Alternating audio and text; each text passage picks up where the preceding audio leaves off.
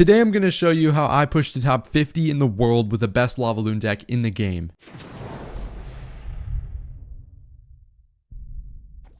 Alright, we got our first game here versus I have absolutely no idea who this is, and we're going to pretty much just start off with the Valk first play unless he makes... Alright, Goblin Demolisher, I'll start off with an Inferno Dragon. This is good because I can be really aggressive with this. Not only does the iDrag actually counter the Goblin Demolisher really well, it also allows me to go Lava early and often at the bridge. I like to do that play with iDrag in the back and then Lava in front, but oftentimes people try and make sure that you can't do that because it's actually a very strong play. So we're going to tank a couple wizard hits. He did spend a lot of elixir to make sure that I couldn't go Lava iDrag at the bridge. It's such a good and powerful play to do, especially if you're going iDrag in response to something. So I would do it as often as you can. It's not a bad play. It's one of the best starts. And as you can see here, we kind of force him into an awkward little like giant skeleton graveyard first play, which is kind of, I guess, first push, not really first play. It's just kind of weird. I don't know, but we know he has a very little elixir, doesn't quite have enough for the wizard immediately, so we're going to be able to tank damage, and that's my favorite thing about Lavaloon is we don't have to play defense that much. So we're going to tank a little bit of damage from the Demolisher, but it's worth it because I take his whole tower, so I'm good with that. So basically, what I'm thinking here is obviously Giant Skeleton. That's a big issue. I want to save my, this should work, right? You'll walk into this, he goes, okay, he goes guards. That's all good. Doesn't matter, forces the guards out. Those guards are kind of nasty to deal with. They always force me to play something, but here we kind of forced out guards, and that made it so he didn't have a big amount of elixir to go in with the push with. So that was pretty good, but what I'm trying to do here is obviously think of exactly what he's going to go in with and what he's using to counter me at the same time. So Giant Skeleton Graveyard is kind of his #1 thing. He expected us to go with the... I actually don't know why I played Valk there. It doesn't really matter where I played it. It was going to get pulled by the Fisherman anyways, so it doesn't really matter. We're going to see if we can get something here from... Okay.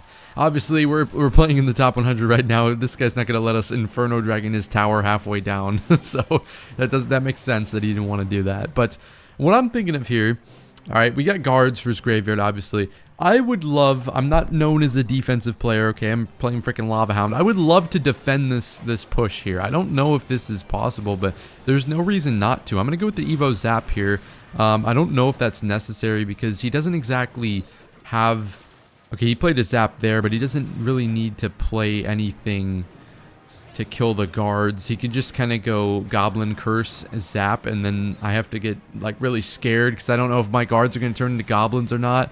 It's like I'll go Void here, but like I don't know if this is going to counter it because he's got a Zap, Evo Zap. Oh my god, that's... Alright, we're good.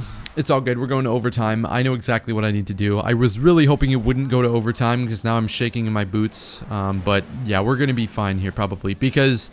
All we need to do is kind of Lava Hound here to force out his wizard and then just balloon on the King Tower because he only has 1 air counter. So this meta is kind of friendly as far as Evo Wizard goes. What you do is pretty much just, hey, you have an Evo Wizard. I'm not going to push into that. What am I, stupid? I'm just going to go in the other lane. And now we can follow this up with Skelly Drags. And if we need to, we can zap the wizard. He goes with, I'll just void the wizard. Kind of, there's no point not to. Give him a little zap too, and that should be GG's. Pretty easy game right there. Facing off against Accelerator from YT Zen CR. He looks like he's playing a cycle deck, if I had to assume, because Skelly's E-Spirit. That's definitely a cycle deck here. I guess some beatdown decks run Skellies, so it could maybe not be a beatdown deck, but I'll take my chances with that usually. Looks like a 3.0 Expo, or I guess he could have Rocket. You know, some people like to hide the Rocket, so we don't actually know until we see the spell come out, but I imagine we'll see it shortly here.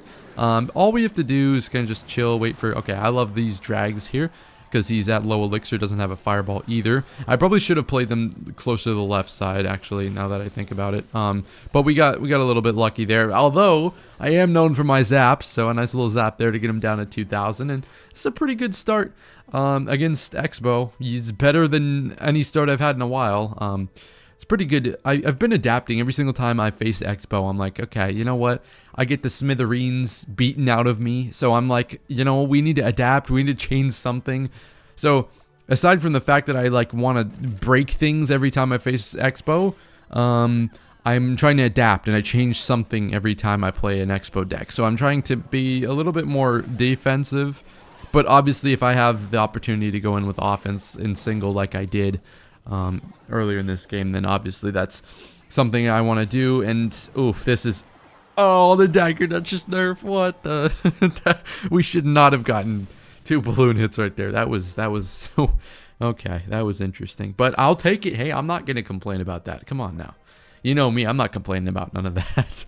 I like this. I can go in either lane. I'm gonna go eye drag in the back again because all I have to do pretty much is just wait for the skeleton dragons, and then I can void here because he's gonna play something for the skeleton dragon, so he won't instantly have a card for the void. And there we go. So a card to protect the void from the expo. The expo for it doesn't matter. You know what I'm saying. All right, accelerator.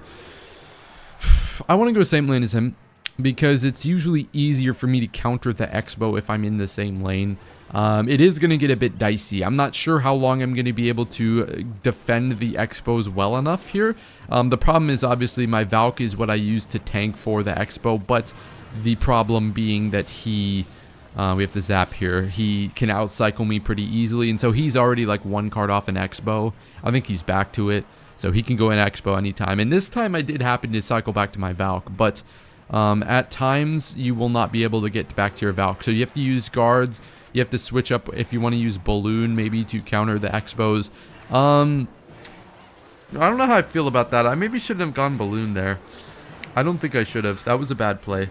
I was just talking about how I was gonna go Valk too, and I just didn't go Valk even though I had it. But this is nice in a way because we do get a lot of our damage back from the Lava Hound there, so he's gonna chip down that tower, and that's what we're looking for. Obviously, we want to kind of make him think that our balloon is the threat, and then as he's worried about the balloon, the lava's just kind of creeping up. What are the words? The creeping song, Metro Booming. And you creeping. I'm making a fool of myself, dude. It was such a good, like, it was such a good commentary moment, and I just completely forgot the lyrics, dude. But I'm just doing the same thing on repeat over and over again. I'm kind of just waiting for him to go in with his push here, and then just going Valk Lava over and over again. And we're trying to get chip damage. So I would usually focus on the archers, try and find different ways to counter the Tesla that don't involve the archers. As you can see, really bad Tesla from him. It doesn't actually pull our Lava Hound. But the thing is, if it did pull the Lava Hound, we would have been able to kill it with the balloon very easily. So, if you're creeping, please don't let me know. Yeah, there it is. There it is. I think that's it. I'm not sure. I haven't listened to that song in like ever since it came out. So, actually, my mom listens to it sometimes. Mom has the weirdest music taste. Anybody else can relate with that? This guy cannot pull lavas with buildings to save his life, can he? Damn. Alright, but there we go. Pretty good, solid game against 3.0. I'm very happy with that performance. Alright, we got Nikoko, who's, I would say, a bridge spam player usually. He's very good at what he does. He often gets the upper hand on a lot of players, but it's not my day to get beat by Nikoko. I'm gonna show this guy.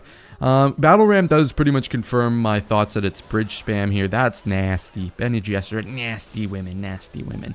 But there's no way. I'm too chronically online on Twitter to, like, I need to get off Twitter. Oh my god, I need to get off Twitter. Okay, because low key, like, I be playing a lot. Okay, and I focus like way too much on like Twitter, bro. Like, I'll be playing a game and I win a game and I'm like, yeah, that was a good ass game. Time to scroll Twitter for 10 minutes. And I'm like, I could push so much more if I just deleted Twitter. But I don't want to delete Twitter because that's where I get all my news from. Not like real life news. I mean like sports news and gaming news and, you know, all the wonderful beef that goes on in the Clash Royale community. Anyways, let's talk about the matchup because you guys aren't here for you guys aren't here for story hour. Okay, most of you guys are here for the matchup. So, Nikoko, Goblin Cage, Wizard. I've never seen this bridge spam deck before. I can't defend this. I'm just gonna be honest with you. If you ever just get yourself in a position where you're like, I have a bunch of elixir, but I am not defending this, yo. You just tank it, and you got to be careful, right? Because obviously, the problem is that I think the number one problem with lava players that are beginners is you go lava and then you start trying to play defense and then you fail the defense and now can't back up your lava, so your opponent can deal with your lava for way cheaper because you don't have any elixir for spells or troops. That's what the biggest problem is. Now, the reason I don't really have to worry about that in my scenario is because he was trying to pressure me. I shouldn't have pushed into that wizard. You're never going to get past the wizard, so I shouldn't have pushed into that. But it's okay. It's not the end of the world. What I was saying is basically we didn't have to worry about that because he was pressuring me for going Lava Hound. And so that was a good play, I think. Because, you know, when he has Evo Wizard, we obviously did get a pretty good chunk of damage there. You can't expect to take a whole tower through an Evo Wizard. We're going to try and hit this Void here, which is a pretty sneaky Void. I don't think he was ready for that. And so we will be able to take out the Wizard, which is kind of big for us. Because now he's going to have absolutely nothing. He needs to play one more card to cycle back to a Wizard. He's back to a Wizard now, but that's not going to be enough to stop me from taking his tower. Especially since we only need like 1 or 2 balloon hits. I'm kind of just... I'm not overspending. Like the Bandit, obviously we have a lot of tower HP.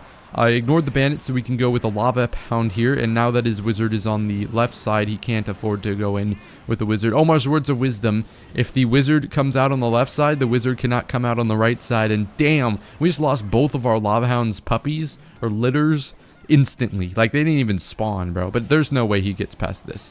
His Dagger Duchess is dry. He didn't have enough elixir to counter us there. And the Evo Zap doing a little bit of meat munching in the good direction there. Okay, we got Polaris here. Pretty good player. I don't know what he plays. I think he bounces around between cycle decks, but I can't be too sure. If you guys tune into our streams, Twitch and TikTok every day, or almost every day, you already know we be facing the same players so often, but I just have no idea what he's playing. I have no clue, man. I'm gonna be completely honest with you. So we'll figure it out pretty early on here. So it looks like Little Prince is prominent in... The only thing I can think of is Drill and Princess cycle. So it could be either one of those. Demolisher makes me think... oh, this might be the deck I was playing the other day, actually. Machine, Demolisher, Curse, Wait, no, we didn't have Little Prince. Maybe instead of Machine, it's Little Prince. No, it's Miner. Okay, it's never mind. I have no idea what this is. I was putting on my thinking cap for a second there, and I was like, I know what this is. No, I have absolutely no idea. I'm just making a fool of myself. So, basically, we're just trying to wait to see what air counters he's got. Obviously, we already saw Little Prince. I would be an idiot if I didn't assume he had a Tesla. Cycle decks run Tesla. This should be a free tower, especially since he decided to go with the poison there instead of going in with the... Oof. I'm going to zap here. The zap does come down and allows me to get 2 balloon hits. Guards come in here. I'm actually...